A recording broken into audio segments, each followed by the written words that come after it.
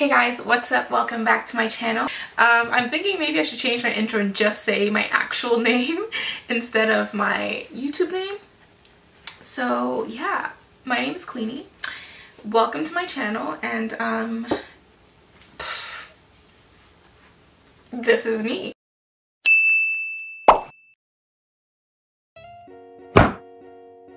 I just wanted to come on here and do like a chit chat get ready with me. I actually watched Jayla's video yesterday. If you guys don't know who Jayla is, I will post the link down below so you can go check it out. And she was just talking about, is literally like what I'm doing right now. I'm just piggybacking off of it because it kind of inspired me to talk about this, and I was like, I don't know, there's a lot going on. So basically she was talking about the new YouTube like monetization threshold thing, and she was like doing her hair while she was doing it. So I was like, you know what, I need to get ready to film my next few videos, so I might as well turn this on and talk to you guys and share my little 2 cents. So YouTube has changed their monetization policy basically to, you have to now have 4,000 watch time minutes and 1,000 subscribers. So if you have not reached that within the past 12 months, they're demonetizing all your videos, I think. Yeah. So basically what that means is, let's say if you reach the 10,000 view count that was the previous requirement, but you don't have 1,000 subscribers yet, you lose monetization. And a lot of people are freaking out and are very discouraged and are very upset about it.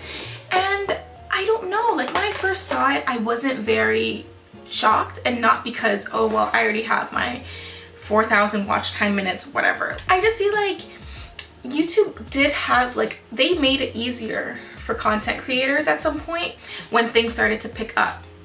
When YouTube first started, it was a very, like, being a YouTube partner was like a private club. Like, not everybody had it. You couldn't even customize your thumbnail if you weren't a partner, and it took forever to become a partner.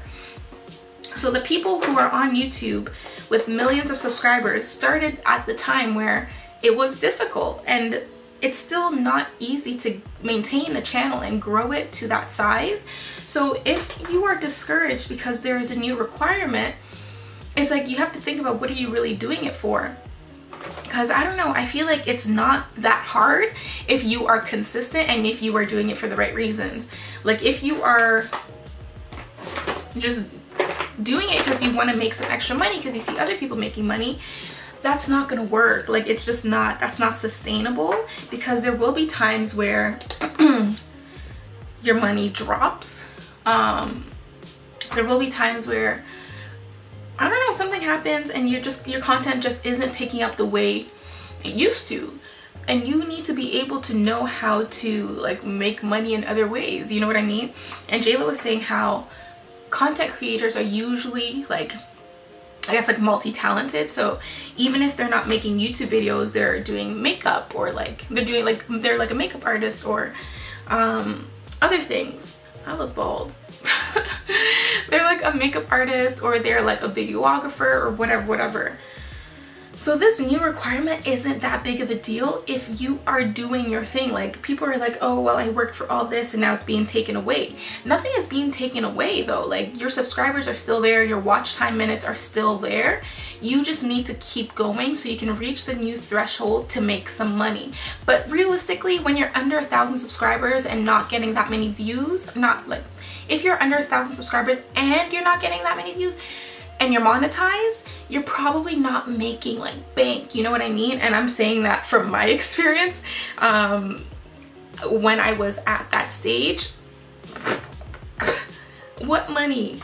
Like, I remember when all my cents accumulated into my first dollar, and I celebrated. Like, it was so sad. I literally watched the cents add up, like 2 cents, 3 cents, 4 cents, all the way up to $1. And I was like, wow, I made my first dollar on YouTube. But anyways, you guys get the point. I feel like if you are really doing this for the right reason, then you don't need to worry. Just keep doing your thing. Like, if you're doing it for money though, either way, it's not gonna work. Just because the creativity and the focus will be different, and people can spot that. I'm sure you guys can spot when somebody's being kind of phony on YouTube, and you call them out. And usually, sometimes it does make them a lot of money. But sometimes like it gets so messy and it's just not worth it. Like, you are still a human outside of the internet. You don't want to destroy like your whole life just because you're trying to make some extra coins on YouTube, because the stress that comes along with that is ridiculous. But anyway, so with that being said, if you're feeling discouraged, you shouldn't. You should keep doing what you're doing, and if this is something you really want to do, then keep doing that, and you will reach that threshold. And when you do start making the money, it'll be more substantial anyways, because the money that you're going to be making without that requirement isn't going to be much. But anyways, I don't think anyone should be discouraged or feel like, oh, okay, well, we need to hurry and like get there before February 20th. Why? I don't know. I feel like after February 20th, your channel is still there. Keep doing your thing. I don't know. I don't get the fuss about we need to get people to 1,000 subscribers before the 20th. It's like, we're not, like, I don't know, people are making it seem like they're washing out all the small channels after February 20th, like deleting everything, taking your whole income. Like, I don't think it's that. Like, I think they just want to weed out the people who are not being consistent and kind of make YouTube a platform where if you want to take it seriously, you take it seriously. And if you want to do it for fun, then you just do it for fun. But instead of paying people like small amounts of money, they rather be paying people who want to do it for real. So if you don't really want to make money off YouTube, you can do it comfortably as a hobby, and YouTube doesn't have to pay you that few like cents and dollars every now and then. It just kind of makes it easier for them, which makes sense, because what is that few dollars, the $2 a month really doing for anybody, you know? I mean, who am I? That $2 could be your coffee a month. I don't know. When they say that you need 4,000 watch time minutes, that means people need to watch 4,000 minutes of your videos basically. So you know how like I feel like people always say quality over quantity, but at this point I feel like right now it's both. Like, you need quality videos so people can watch the whole thing, and you need a lot of videos so people have a lot to watch, meaning you're getting a lot of minutes covered. Where is my damn eyebrow brush? So I think in order to do that, you have to have good quality videos. If you want to make money off your videos, you have to have good quality videos, because who wants to watch videos that aren't good quality? You know what I mean? Nobody wants to watch a video that was half-assed, like just threw it up here you go, pay me for it. Like, does that make sense? Like, you want to be paid for like, I guess, a service, but you're not putting in the work. It doesn't make sense for YouTube to pay you, in my opinion. They are not like a free money company. Like, it's just, if you want to make the money, you need to put in the work. So with that being said, you need to put out quality videos, and you need to put out a lot of them.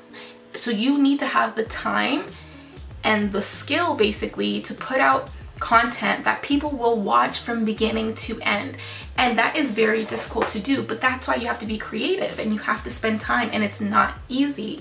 Like, it is very difficult to make content that people watch from beginning to end. There's very few people that I can watch their video from beginning to end, but the people that I do watch from beginning to end are seriously the most creative and talented creators I see on this platform. So that is what you have to do. Don't just like take it lightly. It is difficult to stand out, but if you want to reach that, you do have to go the extra mile, which is okay. Everything like in life is difficult, you know? So quality videos that are creative so people can watch from beginning to end. If you put out a few videos throughout the week, people are at least coming to watch a few, like even if they don't watch the whole thing, they're watching a few minutes of each video if you are putting out a lot. So quality and quantity, like you need a lot of videos and you need them to be quality. So with that, you can then reach your view count. I think it's better this way, honestly, because people are feeling, I feel like people get very, like J-Lo was saying, she was saying how like everybody is like feeling so entitled, and it's like you get what you work for.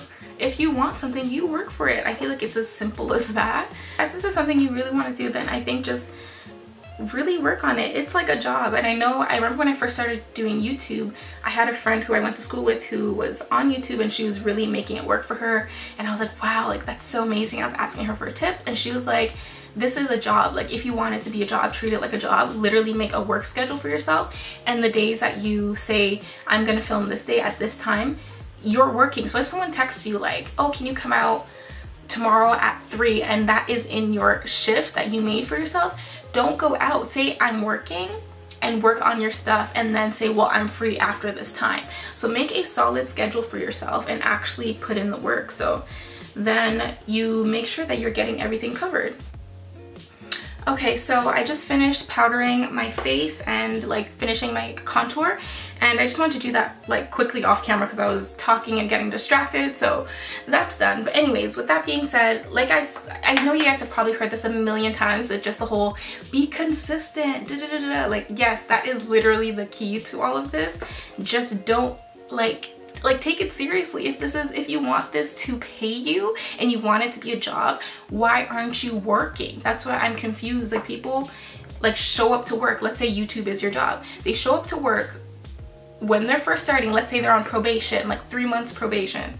They show up to work once a month and are confused when they're not being promoted or when they're not being paid what they want to be paid. But it's like, girl, you only came to work once a month. Why do you expect all of this credit?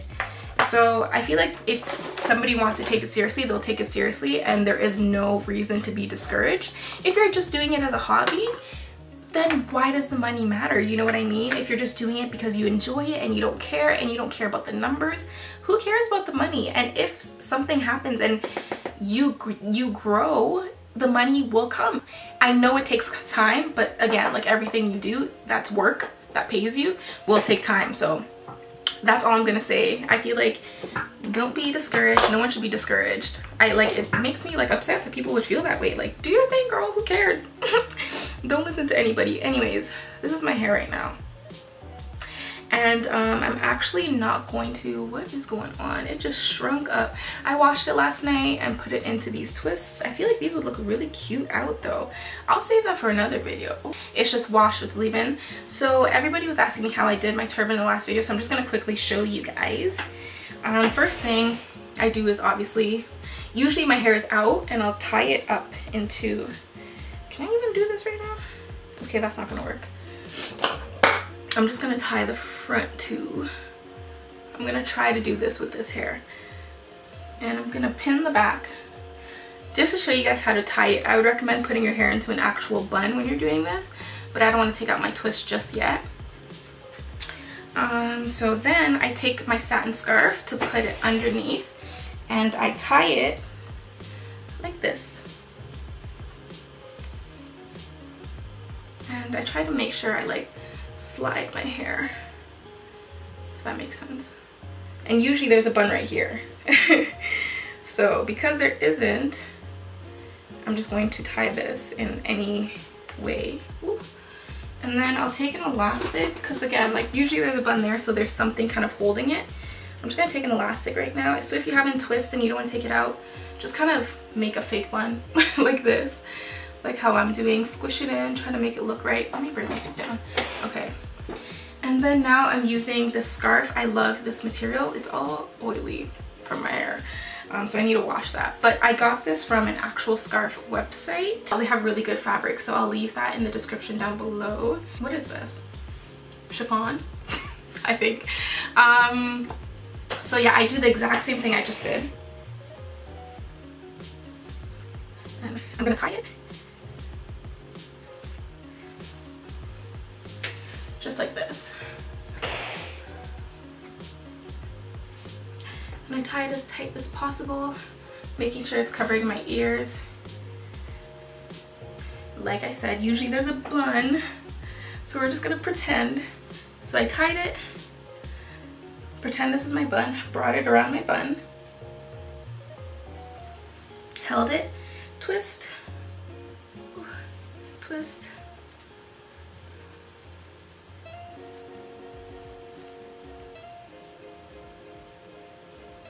and then I bring it around each other, just like this. And then I basically just tuck it underneath somewhere. I like this to be twisted though. So just like that. And then I tuck it under.